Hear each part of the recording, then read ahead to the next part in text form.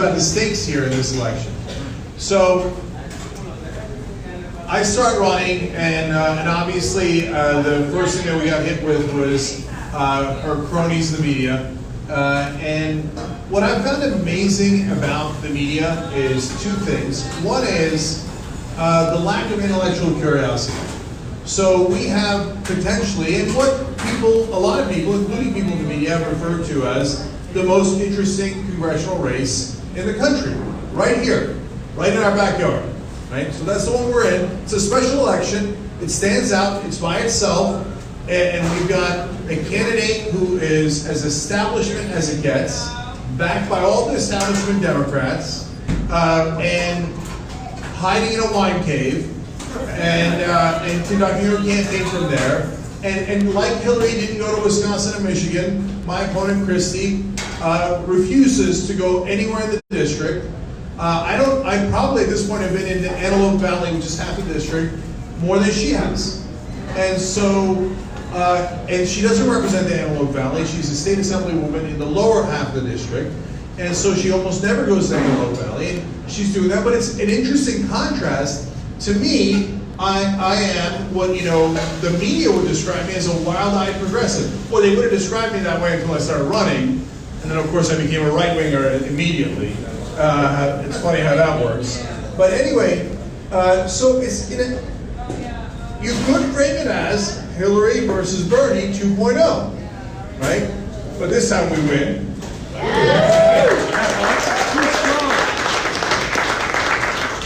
But what's amazing is, number one, the lack of intellectual curiosity for the reporters to go, well, I wonder what one person in this race thinks, because we've never heard from her. But don't you want to ask her? Isn't that amazing? Don't you want to say, hey, wait a minute, what are your policy positions? So you say things like, vague things like access to healthcare. As Catherine was joking about earlier in today's event, what does that mean? We all have access to a Lamborghini. Doesn't mean we have one, right? You still have to pay for it. So what does that mean? She said in her first campaign ad, which was ironically called Access, she said, I want to work with both parties on the issue of healthcare. What? Or as my kids would say, wait, what? Okay. So wait, what are you going to work with the Republicans on healthcare? They have tried to repeal Obamacare over 70 times. They have literally never tried to increase access to health care, let alone actual health care. They've tried to rip down what little we have. Right now they're in court. Both Trump and McConnell, the entire Republican Party, is in court trying to take away protections for pre-existing conditions. So, like the simplest questions. Christy, what do you mean by working with both political parties on health care? No one knows what you mean. I mean, are you going to help the Republicans repeal Obamacare? Because that's the only thing they want to do in health care. Like, that's literally the only thing they want to do. So are you going to help the Republicans do that? Or, and this is a super fair question, or are you going to somehow get them to compromise on Democratic grounds? Oh my God, that's really interesting. I want to know if someone, anyone in the country, let alone Christy, has that answer. I'm super curious about it. How are you going to get Mitch McConnell and the Republicans to compromise on Democratic ground? No one's ever answered that question, but more amazingly, no one's ever asked that question. Now, I get asked questions nonstop, right? They say, oh, Cenk, you don't believe in compromise when you should be compromising with the beloved Republicans. Like, wait a minute, what? Like, what compromise have the Republicans ever offered? There's no compromise to be had at all. You want me to compromise with Donald Trump? No. We're not going to compromise with Republicans, we're going to defeat Republicans.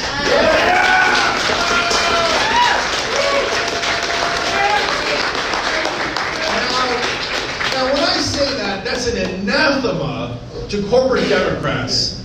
Unfortunately, they love to surrender. Not to progressives. For progressives, they'll rip your face off because you guys don't have any donors, right? You don't have any wealthy donors, you don't have corporate donors, you don't have any lobbyist friends, you're not going to work on K Street. So they got no interest in you. When it comes to Republicans, patty cakes. Patty cakes for everybody, because they're all the same goddamn club, right? And you know it, and you know it. But what difference does it make? Republicans win this time, we win next time. It doesn't matter. When we retire, we all get rich. So that's the game that's being played. But so then they ask me, all right, James, so you don't want to compromise with Republicans. How are you ever going to get anything done? Every reporter asks me that almost every time. Well, okay. I actually have a theory of change. Isn't that interesting? Because it almost never is any politician asked, how are you going to actually pass the damn bills? There's always talk about who's going to win, personalities. And then there's these absurd conversations about who's more charming, right? And they actually believe, and they believe it in their core, that AOC is really popular because she's charming. No, it's because she fights for us. How silly are you? I mean, there's a lot of charming people in the country, but they're not our heroes. They're not the ones raising the most amount of money, even though they take no corporate donors. They're not the ones that have inspired that faith. By the way, do I look charming to you guys?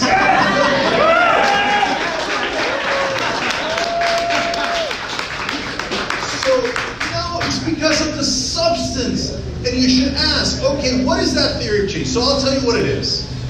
So, public pressure works. So, do you think Lyndon Johnson wanted to pass the Voting Rights Act and the Civil Rights Act? If you've studied history at all, the answer is hell no, he didn't.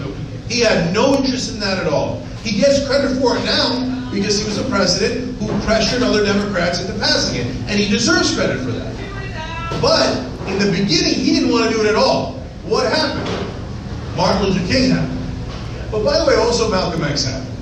If we're keeping it real, okay? And what happened was public protests all across the country. And then Lyndon Johnson, and this is historical fact, sitting in the White House, got nervous. And he said, this is too much public pressure. We have got to give them something. And that's how politics works. That's how you get to change.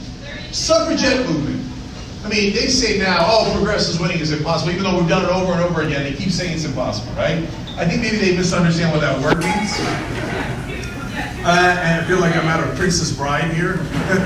Anyway, so you want to talk about impossible, and a lot of you have heard me say this on the Young Turks. Suffragette movement, women are going to try to get the right to vote. Well, you don't have the right to vote. How the hell can you get the right to vote? That's totally impossible. On top of that, they had this fantastical notion that they were going to get an amendment. Preposterous. Because an amendment requires 2/3 of the states or 2/3 of Congress to agree to even propose it, and then 3/4 of the states to ratify it. You guys don't even have the right to vote. How the hell can you do that? That's totally, utterly impossible. Once they did the first public protest, they had the amendment within 7 years. So,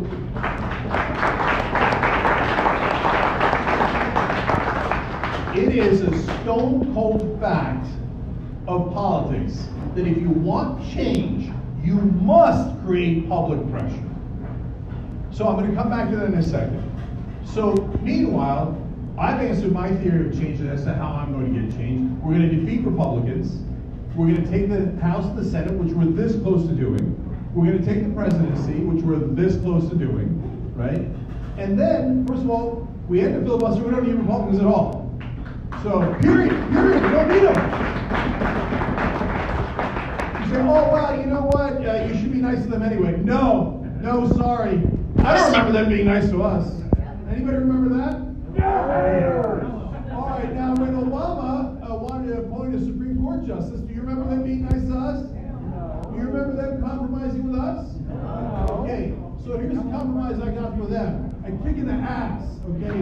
No compromise. You steamroll. Not only that, but then if I win, it's a special election. I could be in office as early as March 4th. That's unlikely, but it's possible. But certainly by May 13th, that's around the corner, guys. That's just a couple of months. If I'm in office, I get to speak on the floor of the House.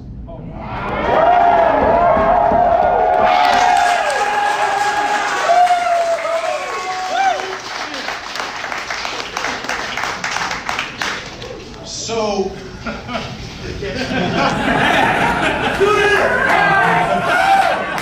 so this time, Washington, buckle up, brace for impact. So, I'm going to ask the people of Kentucky.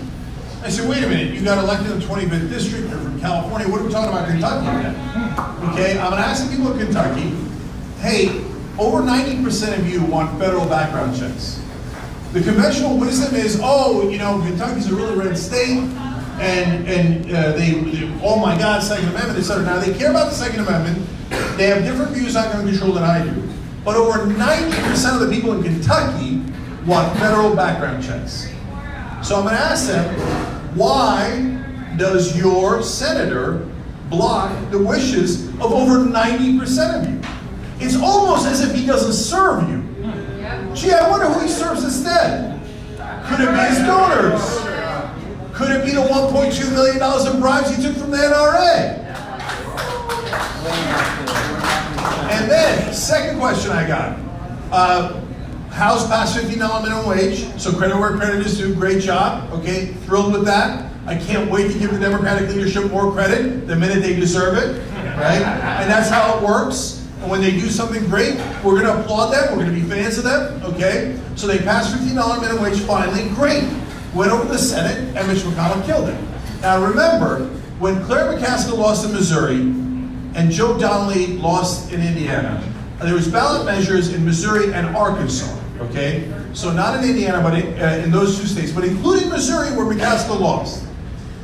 Minimum wage was on the ballot, and it won by with getting 62% of the vote in Missouri. Won easily. I think it won by about 30 points or so. Meanwhile, Claire McCaskill lost. Why? Because she didn't actually fight for progressive values. If she had fought for progressive values and fought for increased minimum wage, she would have gotten 62% of the vote. It's a fact. It was on the same exact ballot as her election. It's a fact. In Arkansas, another red state, minimum wage passed with 68% of the vote. These are supposed to be red states. So I'm going to go to Kentucky. You know what the people of Kentucky think about increasing the minimum wage? They are massively in favor of it. And I'm going to say, guess who's blocking it? Your goddamn senator is blocking it. It's Mitch McConnell who will not allow a vote. And you know what I'm going to do? And this is going to drive them crazy, guys. I'm going to invite you to the House.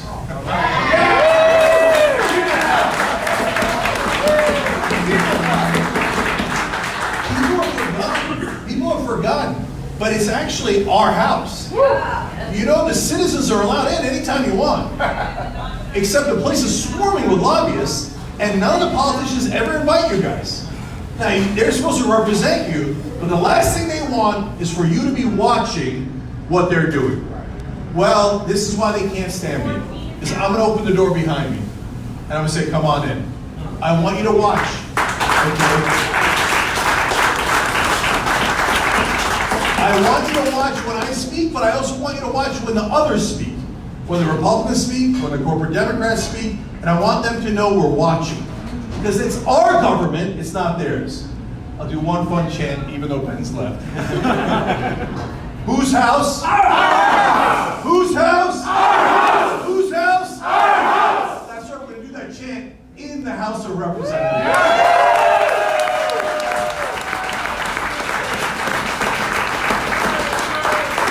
And I'm going to say, Kevin McCarthy, Mitch McConnell, I want you to come here and explain why you're against higher wages. You're against higher wages for all Americans, including the people in your states. You're going to have to account for us. That's how public pressure works. That's how you get change.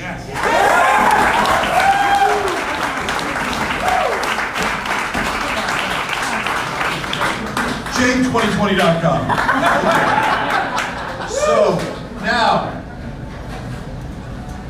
my theory of change is obvious. I say it, I'm screaming from the rooftops, right? But no reporter has ever asked Christy, how are you going to pass any of the bills? That's amazing, it's amazing. And so when I point out, the second thing that happens is, when I point out the differences between us, because they are stark, I'll talk about them right now. They go, oh my God, that's so rude. Oh, this guy, He's letting the voters know the difference between them. That way they'll be able to make a decision. Yeah, that's how it works. That's how it works. How the hell are they supposed to make a decision if you don't say, hey, I stand for this and she stands for that? And wait, you're saying that I'm too rude? You guys came in and lied about me to the entire country. You smeared me without a second's thought, and I'm too rude?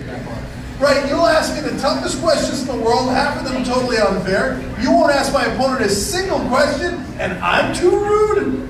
No. They are the corporate media, and they work against change. Some of them know it, as we've discovered recently. I was hoping that they didn't. I was hoping it was just groupthink. I'm still naive enough to think that at least half of them are in groupthink, but we now know that some of them know. I told them to their face, hey, this is what happened in that interview. They're like, oh yeah, I watched it, it's great, yeah. And then they wrote the exact opposite. As Anna keeps saying, malicious and with intent. So we've seen that side of the media as well. Now, by the way, good news, guys. The local media is way better. So I'm pleasantly surprised by that. The local media has been engaging me. I don't mean local as in LA Times and certainly not LA Magazine, but I mean the more local you get, the better. So all the papers in Santa Clarita, in Simi Valley, in the Antelope Valley, they actually ask questions, they actually care. They're actually a little annoyed when Christy, A, never does any interviews, B, never shows up for a debate, never shows up for a forum, etc. She thinks, oh yeah, I don't even show up, to humor you, Cenk, right? But wait a minute, it isn't about me. It's about the voters. How do they know what they're voting on if you never tell them? I mean, look, there's like literally dozens of policies that we have no idea what she thinks. For example, does she want to abolish private prisons? No one knows. I mean, I'd be shocked, right? But no one knows. By the way, something as incredibly simple as, which presidential candidate does she favor? No one's ever asked her. She's never said it. No one knows. Maybe she's for Bernie. But we certainly wouldn't know, would we? Maybe she's for Biden, maybe she's for Klobuchar, maybe she loves Michael Bennett. I think he's still in the race. She might be his sole voter. Okay? So, it's amazing that we don't know. So, no, you've got to know. You've got to know the differences between us. So, what is her record? Well, we've looked up her record. She's an assemblywoman. And now everybody knows my record, right? Everybody knows what I stand for, no matter what the national media does in lying about it. You all know what I stand for. That's why you're here, right? And so that's why we've got millions of supporters throughout the country. And I'm an open book. I've done dozens of interviews already. And I'll show, so one time we did a debate, Christy, we invited her 4 different times, not just me, every Democrat in the race, okay? And I debate the Democrats that have no money, and some of them no volunteers, and so they have very, very little chance of winning. So if you're doing standard politics, don't give them oxygen. No. We're here to talk to the voters. My job is to tell them what I think. So I debate them anytime they want.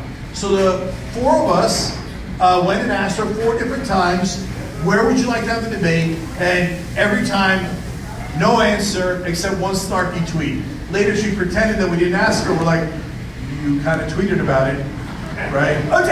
Okay, fine. They asked me.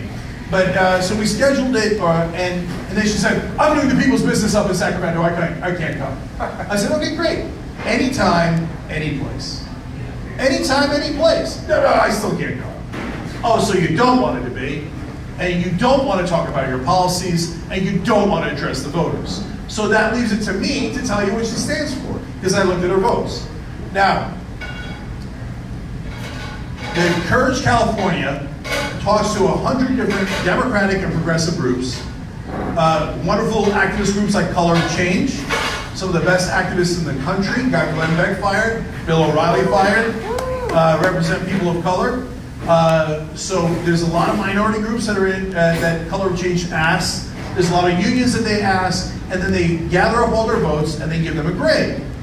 So, and they actually keep your district in mind. Okay, what kind of district are you from? How blue is it? They keep all that in mind, put together 100 Democratic groups, and they grade you. You know what she got? And you're thinking, well, she got an A, Cenk's probably not telling her that, right? He would probably not bring it up. So, but a B, I mean, if B's bad, A would be better, but Cenk probably, I don't know if he brings it up if it's a B. So Jesus, did she get a C? F. She got an F. F. No, I'm not kidding. So, look, I want to ask, here's another thing that the media never asks. Okay, wait, Kamala Harris, Nancy Pelosi, etc. Why did you endorse someone who has got an F rating from 100 different Democratic groups combined?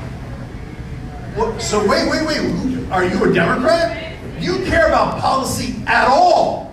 At all. Now, you want to know some of her votes and why she got that F rating? Rent caps. Now, rent caps is a compromise on top of a compromise. It's not rent control, and it's 5% increase is allowed, plus inflation. In LA, that's 8.3%. Every year, your rent can get raised 8.3%, which is already really tough. At the end of the and older buildings some of them are exempted. The newer buildings are completely exempted. So by the end of the day, it's only going to apply to about 7% of apartments. So it's a minuscule change. She voted no. No, I don't even want that tiny little change. No on affordable housing. Now, when I say she took $30,000 from real estate interests, they say, Cenk, you're being rude.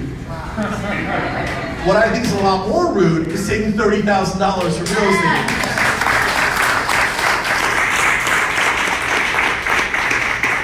On civil liberties, her record is abysmal. So, facial recognition cameras on cops' body cams. So, the problem with that is that it misrecognizes, I don't think that's a word, African Americans and Asian Americans at a rate of 100 times of whites. So what that leads to is countless false arrests. It's a no-brainer. Every Democratic group, every progressive group said no. It doesn't work, and all it does is arrest black people and sometimes Asian people wrongly. I say sometimes Asian people because black people are pulled over more. Let's keep it real, right?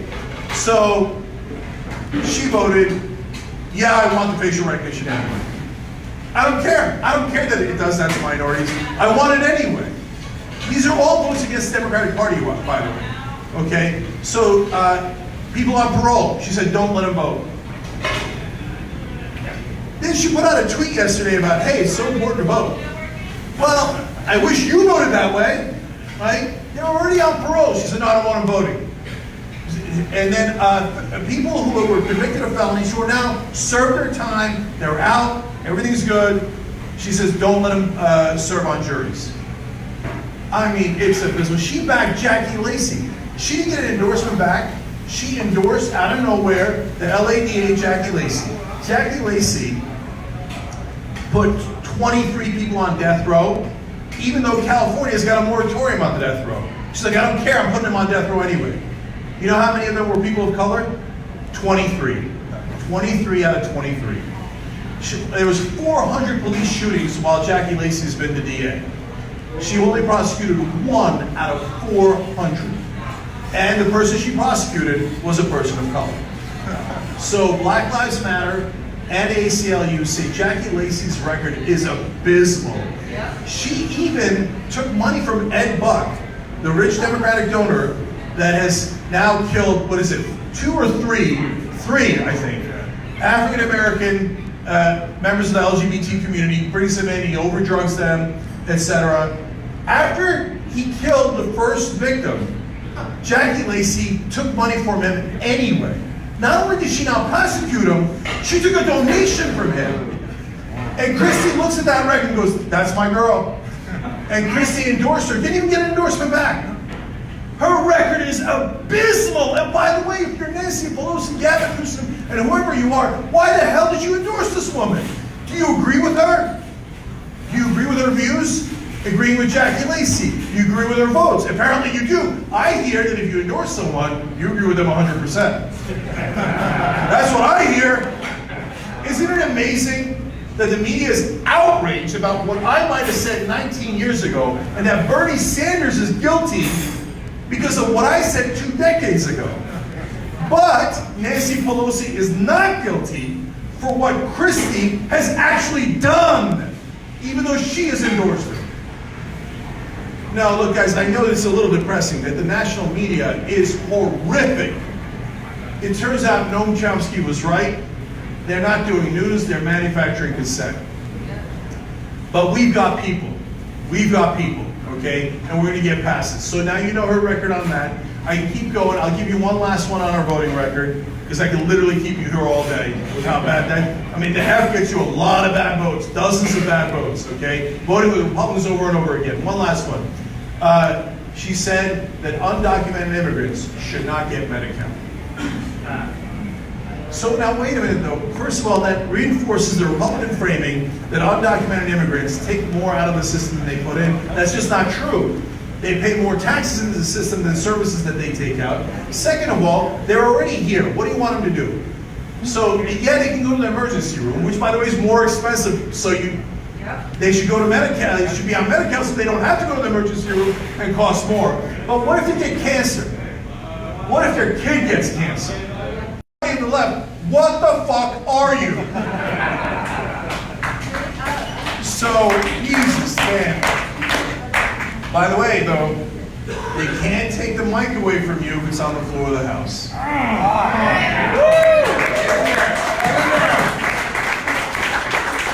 I'll guarantee you this. I'm going to ask them, if you're not the party of the left, what are you? I want one of you corporate Democrats to come out here and tell me what the hell you are.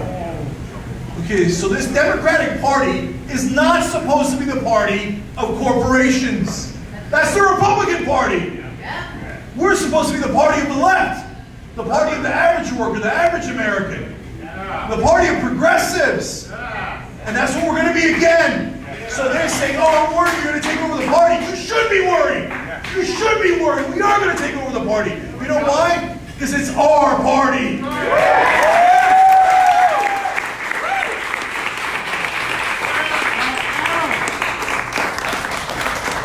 So some people say, hey, we should start a third party. I'm so frustrated with the Democrats. Hell no. No. They say, oh, we need a party of our own. Yeah, we do have a party of our own. It's called the Democratic Party.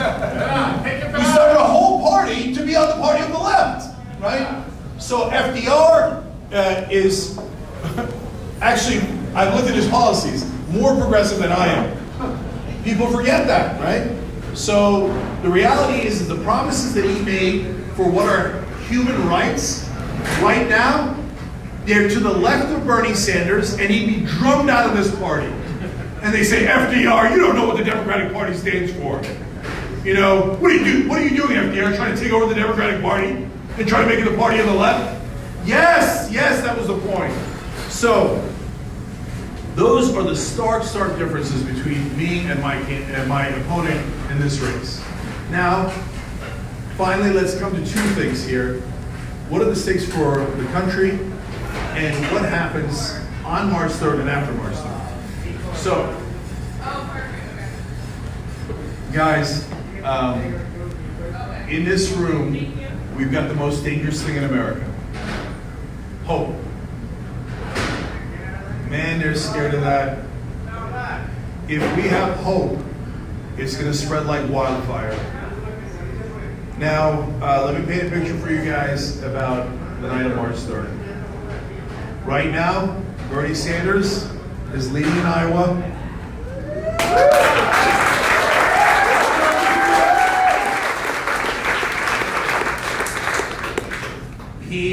He's taken a 7-point lead in the New York Times poll. The Des Moines Register said they consider the gold standard poll in Iowa. He's taking the lead in the Des Moines Register poll. He has the lead in New Hampshire. I got news for you. Those are the first two states. And when Buttigieg briefly held the lead in both of those states, very briefly, the media went nuts. They're like, okay, it's Buttigieg. Whoever wins Iowa and New Hampshire is definitely the candidate. Oops. I didn't say it, you said it. Okay. So now Bernie's leading the first two states, coming in like a steamroller. And as another state, he's leading it. It's called the state of California.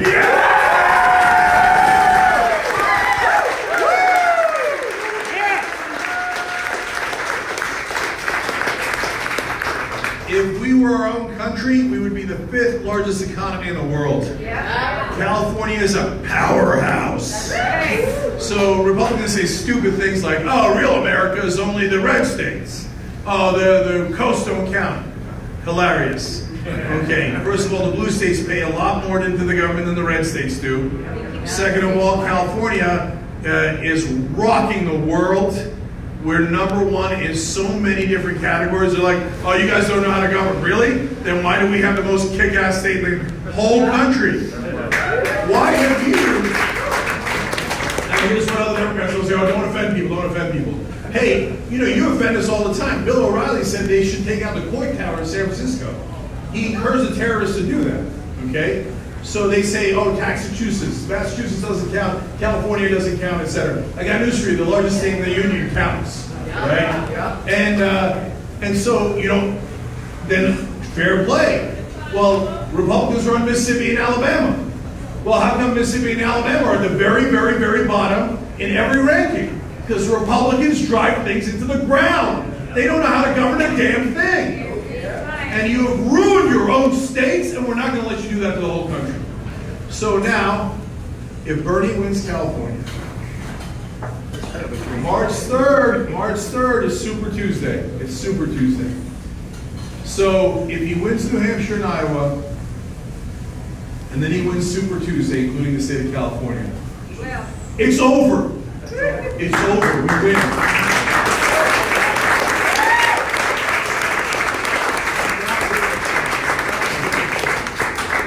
It's over, we win.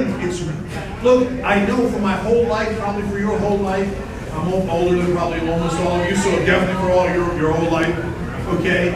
So the idea that a progressive would be president was unthinkable. In fact, it was unthinkable to the mainstream media until about a week ago.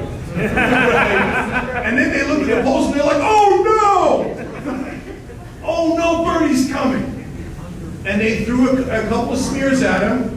And he didn't lose, he gained momentum in the polls. They're like, damn it! He's coming, yes he is! We're gonna have a White House!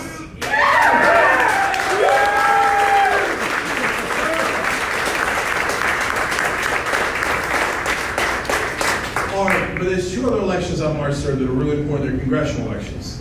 One is, well actually 3 to be fair. There's 2 down in Texas. One is Jessica Cisneros. Running against the worst Democrat in the country, Henry Cuellar, goes with Trump 70% of the time, takes Koch brother money. Now, I'm going to be on the show until the polls close in California, so I'll be there on Super Tuesday. Oh man, it would give me such great pleasure to announce, down goes Cuellar.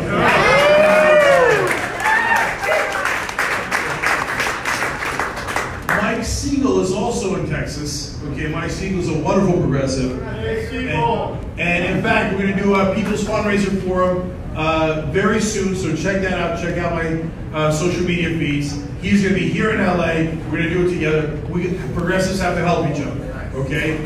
So Mike Siegel wins and Jessica Cisneros wins. Then the last election is down in California. Now they think I'm not going to win. This guy wrote an article the other day. I love it. I cut it out. I didn't physically cut it out, but I put it away. I stored it so that I could read it to you on election day. Oh, it's filled with snide arrogance. Like, oh, I do declare left-wing provocateur Cenk Uygur stands no chance of winning. All of the beloved Democrats have endorsed his opponent, and his opponent is an ideal candidate. Yeah, because people with F ratings are ideal candidates. Right? People who endorse Republicans are apparently ideal candidates in the Democratic Party. I can't wait to read you those quotes on election night. So I tell you that because if I win, their heads are going to explode. I'm just picturing somewhere in a studio in Washington or in New York. What? Cenk Uygur won? Yes. Oh!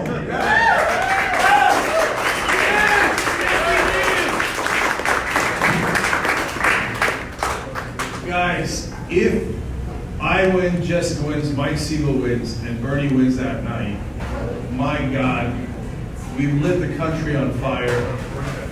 Hope is running rampant everywhere. You know what I'm going to do next? I'm going to go to the other states. I'm going to go see Marie Newman in Illinois running against Dan Lipinski, the second worst, or it gives Cuellar a run for his money, right? He's anti-choice. The Democratic Party's backing him. What do we stand for? What do we stand for, right?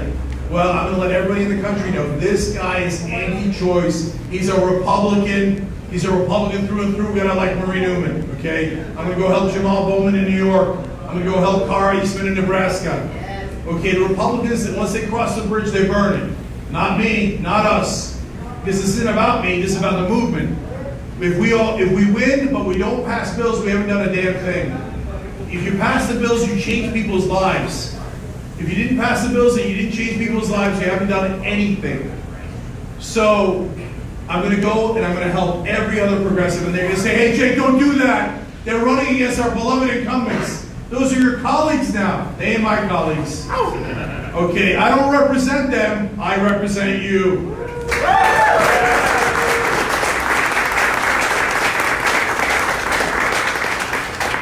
So, but I do have to note, guys, I do have to note, it is also possible that the reverse happens. And if Bernie doesn't win, somebody like Biden wins. And let's say I lose and Jessica loses, as an example, 2-2-2. Then people in Washington who are in power, they're going to have the most smug smile you've ever seen.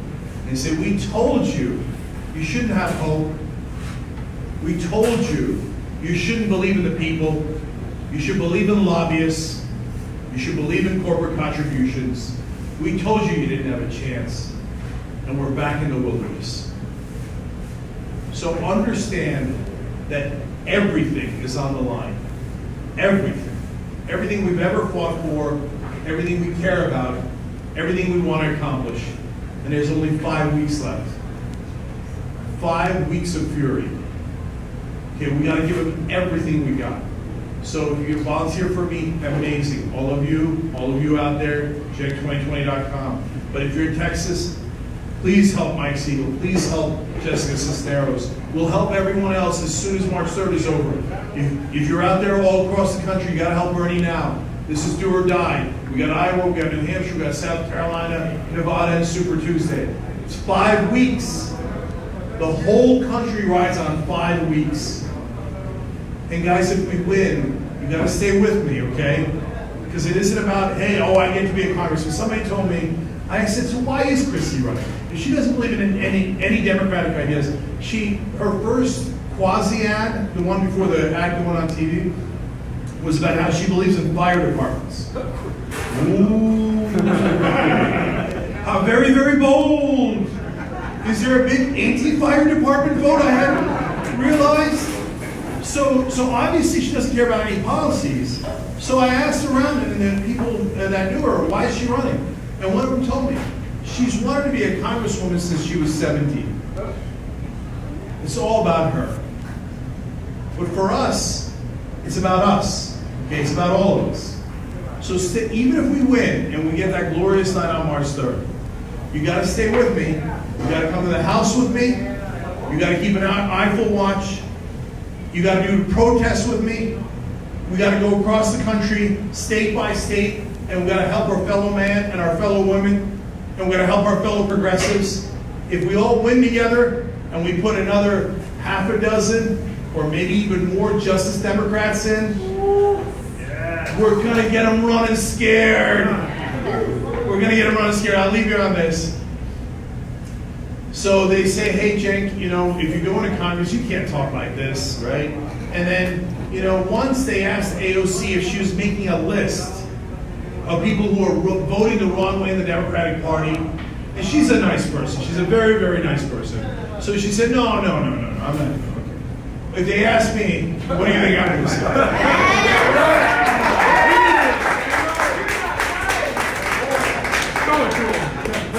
Goddamn right I'm making a list.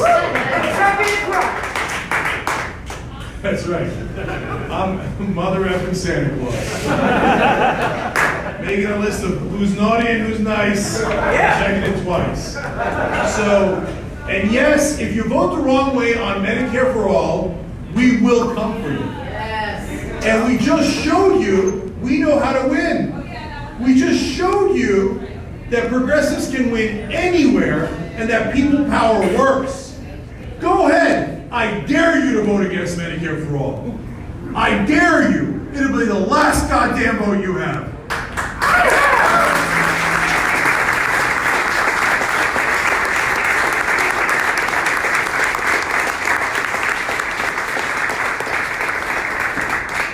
Primaries work, public pressure works, and people power works. And we got 5 weeks to prove it. Cenk2020.com, whether you can volunteer, phone, every phone call makes a difference. It's going to be a super tight race. If you will make the difference, I guarantee it. The people in this room, the people watching right now, you will make a difference.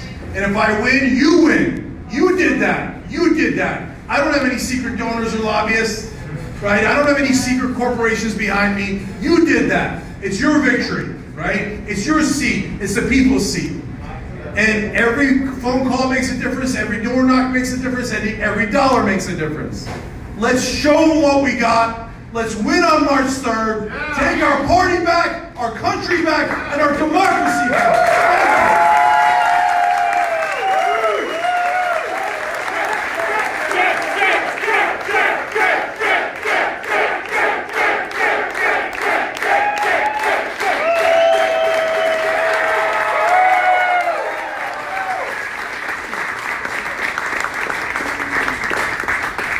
I love you for showing up, guys. Thank you. So I'll stay here and say hi to everybody. If you want pictures, we'll do that. And I do. From the bottom of my heart, I love you guys. This is how we do it. We do it together. We'll win together. And just, if you ever get down, think about that glorious night on March 3rd, okay? So let's go do this together. I'm happy to talk to every one of you that came. Thank you. Yeah, everybody, let's take a picture together. Let's take a picture together.